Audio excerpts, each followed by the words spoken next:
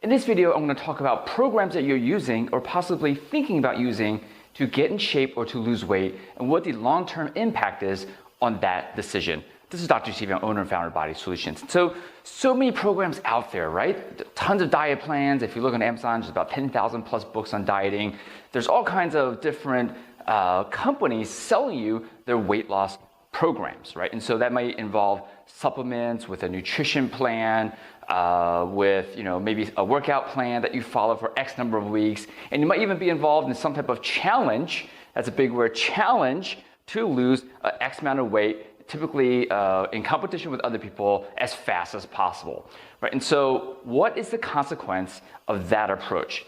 Let's walk through that logic. And so the process, the mindset, and the habit, right? So the thinking and the actions of losing weight fast, we'll talk about that, versus the thinking actions to lose weight permanently.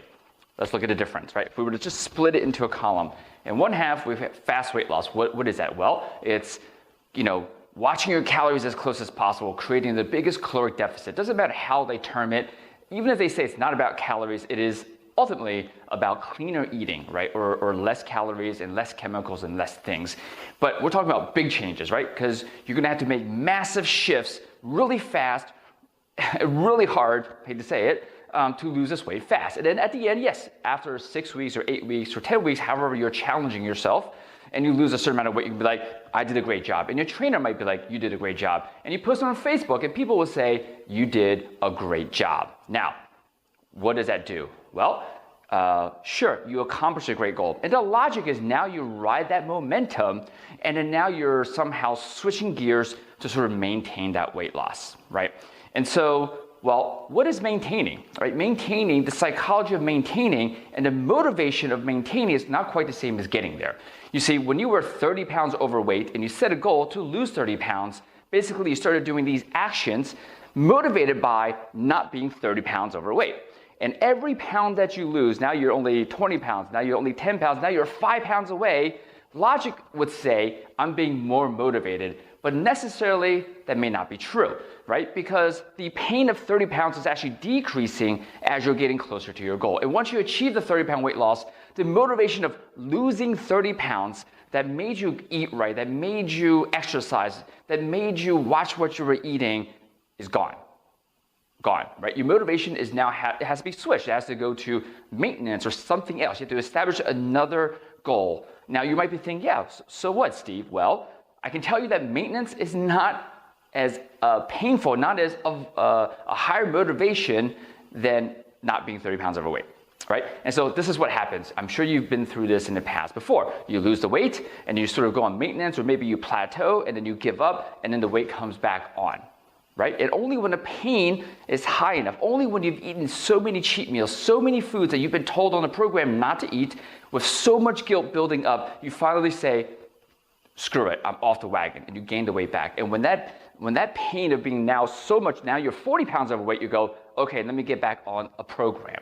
And this cycle is exactly what the fitness industry is promoting because they just don't know any better. Because the people that are telling you to do this are just not trained in psychology, right? And so let's look at what's the other half. What is long-term weight loss? What does that look like? Well, it's setting a goal that is never ending, right? For example, when you went long-term weight loss, you set goals not to lose 30 pounds. You set goals that don't end, because when you set a goal to lose 30 pounds, once you've lost the 30, you had to have another goal. So long-term weight loss, you set a goal that never ends. This could be, I want to be able to play with my grandchildren when I'm 80, 90, 100, 110, right? I want to inspire my family lifelong to live a life of health that never ends until you die, right? So these are different goals. These are big, big impactful goals, not just, I want to lose 30 pounds so I can feel sexy or confident, right? That's what the fitness marketing world tells you that you should be writing, and it's bull crap. You want to set goals that are impactful. And it starts from there. And then your actions isn't quick fixes, right? It isn't, let me see what I can do in 12 weeks. This is never ending. This is a journey. This is about small changes that you make then you reflect back on those small changes and see what did you learn from those changes? What was the growth? What was the lesson? What are some of the insights that you learned from switching from this to this, and how can you apply that to raising your kids? How can you apply that to work? Yes, it all is completely correlated.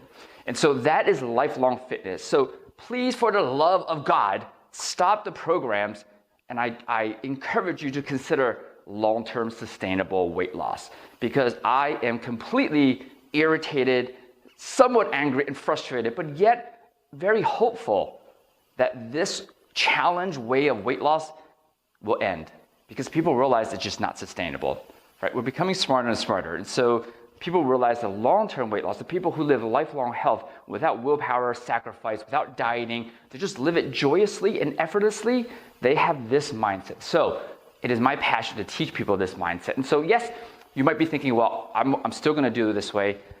That's awesome, right? Because that's your choice. But if you've gone through this way, if you've gone through the quick weight loss, the rapid weight loss, only to have everyone cheer you on, only down the road to lose it again when life happens, right? When you have a serious emotional something event and you fall off the wagon and you get back to gaining your weight back. Versus this side. Yes, this is a choice, but so is this. So is the long-term weight loss. And so if you're interested in that, reach out, message us somehow, message me.